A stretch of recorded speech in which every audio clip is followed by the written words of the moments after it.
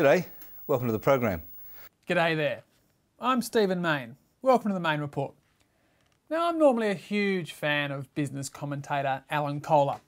He wrote a great piece on Macquarie Bank on Business Spectator this week. But I've got to say, Alan's commentary on the budget has left a fair bit to be desired.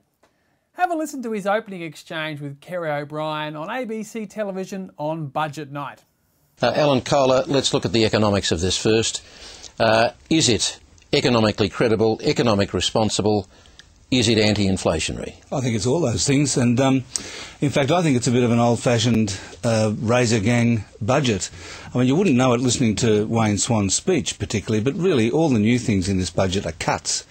It's largely, I think, Lindsay Tanner's budget more than Wayne Swan's budget, because they've delivered all of the spending promises they made, plus another $2 billion in cuts. That's $5.3 billion of spending promises, offset by $7.3 billion in cuts, which I think is going to surprise a lot of people that they went so far in their cutting, and I think it's going to be well received in the markets.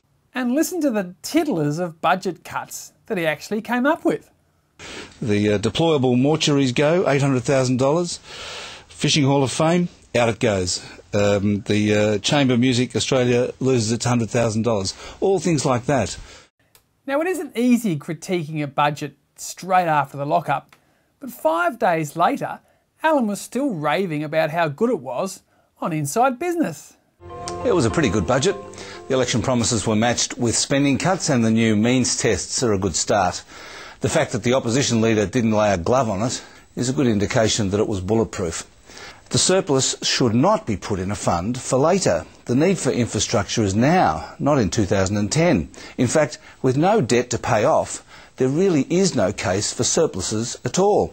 I say infrastructure spending and immigration would increase the capacity of any economy and therefore reduce inflation in a far better way than by raising interest rates to cause unemployment and misery. First things first, the Feds do have debt. They owe about $50 billion, and they've announced plans to increase it to $75 billion this week. Secondly, we're in the middle of a huge boom. Shouldn't we be banking the boom, saving tens of billions of dollars, not going on an infrastructure spending spree that'll just add to inflation? I reckon Fairfax commentator Ross Gittins was closer to the mark with his comments about the budget.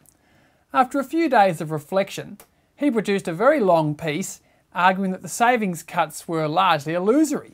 He used the word pathetic, and he said many of the comments by Wayne Swan were highly misleading.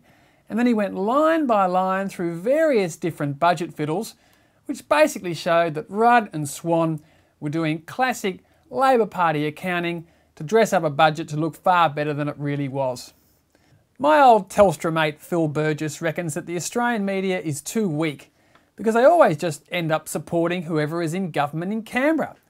I reckon this is right. We've got to be a lot tougher. When it comes to economic management, the Rudd government is all spin and no substance, and it really is up to the Alan Kohlers of the world to start pointing this out. I'm Stephen Mayne. Just keep doing your best.